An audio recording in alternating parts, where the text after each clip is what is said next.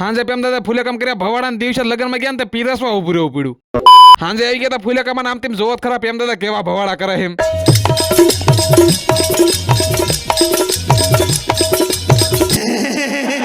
સવારમાં જાગી નાઈ તૈયાર થઈ ગયા હું ઢીંગુ બેન બે આવી ગયા ગલુડા જોવા. આ દેવરાજ ગલુડા નહીં રહેવા દેવો. अबे साले પછી અમે આપણે ગાડી લેવાની ફટકી મારીને જવાનું લગ્નમાં પણ એ પેલા આવી ગયા તળાવની પાડ્યા પોટા પાડવા નવા લુગડા પહેર્યા હોય ને. पूछा किसी ने આવી ગયા લગ્નમાં ને પેમ દાદા હાંજે ફૂલે કામ ભવાડા કરતા ને અત્યારમાં ચા વેસે હે. અને પછી એકચ્યુઅલી ચા તો પીવો પડે ને. हाँ ये कर लो पहले.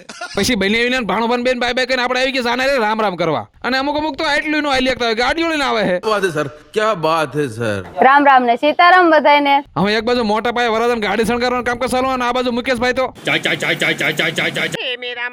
અને આ છે મારા એકલાના વાલા રમા કાકા. આપણા વાલા રમા કાકા. હવે એક બાજુ શાક બનાવવાનું કામ કરસાલો અને મેં બધા બેસી શાક રોટલી શાકવા. શાક તીખું લાગ્યું એટલે બટકાઈ શાકવા પડે ને. बात तो सही है. હવે જમવાનો ટાઈમ થઈ ગયો એટલે બધા ઉભા રહી ગયા પીરસવા. અને પીરસવાનું હોય એટલે હું તો રમા કાકાની બાજુમાં જ ઉભો રહું. साले तू જમવાનો પ્રોગ્રામ પતી ગયો ને આવી ગયા આપણી વાડીમાં જામફળ ખાવા. એટલે આ તારી જાય વિશાલિયા. પછી આવી ગયા આપણી વાડીએ ટેટીમાં આટો મારવાનો. મારી ટેટી એટલે એક નંબર હો બાઈકી. અને મારા સૈણા તે એક નંબર હો બાઈકી. વાડીએથી ઘરે આવતા તો રસ્તામાં મળી ગયા આપણને નાનકા નાનકા ફોલોવર.